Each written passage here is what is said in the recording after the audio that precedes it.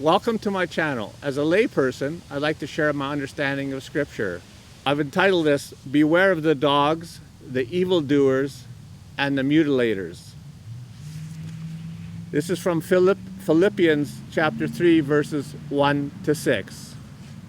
Verse 1, Paul writes to the Philippians to warn them of the dogs.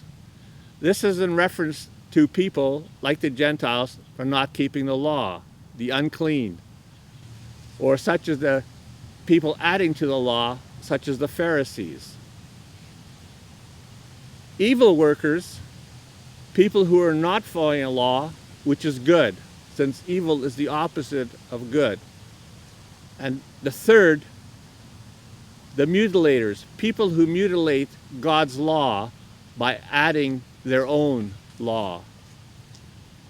Verse 3, Paul states, we are the true circumcision, who worship in the spirit of the law. And this is why Paul says the law is spiritual. It's from above.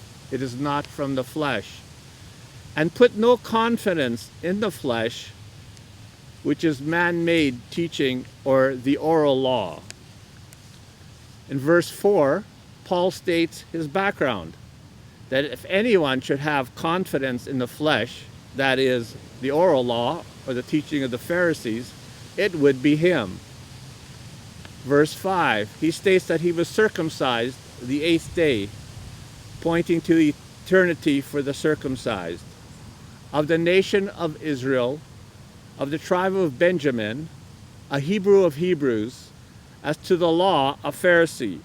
In other words, he viewed the law as a Pharisee would.